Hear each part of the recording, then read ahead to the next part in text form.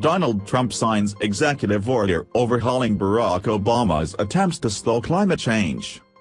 Fossil fuels are given priority as President Trump signs orders to review Clean Power Plan and lift ban on coal leases.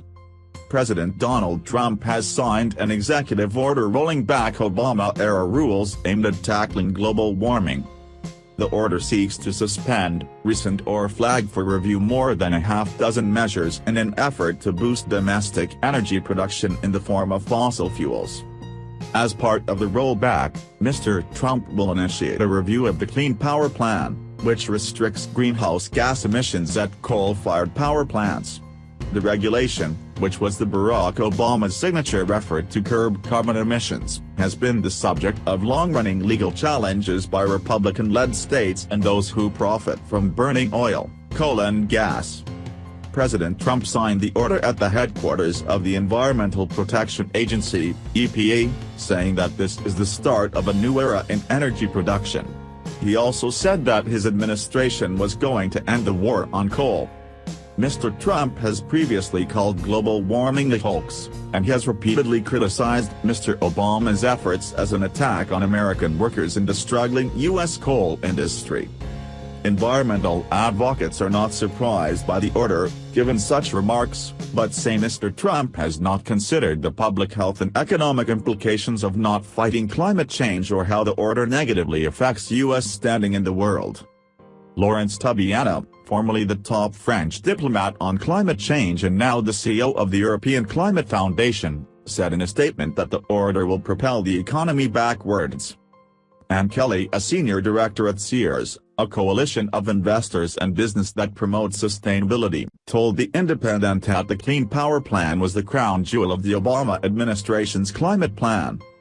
Ms. Kelly said it was possibly the most important thing any nation had ever done to reduce carbon emissions. She explained the Clean Power Plan had bipartisan support and its rollback would hurt not only job creation in renewable energy sector but sends the wrong signal to investors in the private sector. Mr. Trump gave his statement after an off-camera signing ceremony, flanked by coal miners from West Virginia. He said the order would start a new era in making America wealthy again. Green Group Earth Justice was one of many organizations that said it will fight the order both in and out of court.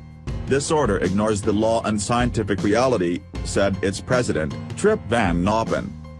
Given that private sector investment in the renewable energy industry hit $350 billion in 2016 globally, outpacing new investment in the oil and gas sector for the first time, Ms. Kelly said she expects the marketplace is going to go forward regardless of what the White House does. Several of the country's largest pension funds, accounting for tens of billions in investment, have already begun divesting money from oil and gas companies in order to ensure a more profitable future for their investors. In 2007, under Republican George W. Bush's administration, the Supreme Court ruled that carbon emissions were essentially a pollutant, Ms. Kelly explained. The ruling made it the EPA's responsibility to regulate carbon pollution as a matter of public health after a series of endangerment hearings. Ms. Kelly said states were given quite a bit of flexibility in how to reach the goal of reducing carbon emissions as well. Mr. Trump also said during his speech that safety, clean water, and clean air are still priorities, but that his latest order will eliminate the crushing attack on economic freedoms, jobs in coal mining, and American manufacturing by the bad regulations. Michael Bloomberg, former mayor of New York City and the United Nations Special Envoy on Climate Change, said rescinding regulations on health and markets is not going to put miners back to work. Market forces, including consumer preferences and technological advancement, are the primary reason for the surge in cleaner forms of energy, said Mr. Bloomberg. Solar and wind industries are creating jobs at nearly 12 times faster than the rest of the American economy, and an overwhelming majority of wind farms in the U.S. are in Republican districts. Some see Mr. Trump's push to bring back coal jobs as a way to gain support he needs from coal district members of Congress, like Democrat Senator Joe Manchin of West Virginia. Additionally, Mr. Trump's proposed federal budget makes step cuts to the EPA, removing 28% of funding.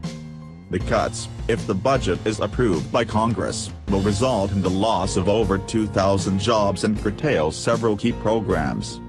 Mr. Trump's proposed budget also has cuts of $100 million across all agencies to programs related to stemming global warming or combating the effects of climate change.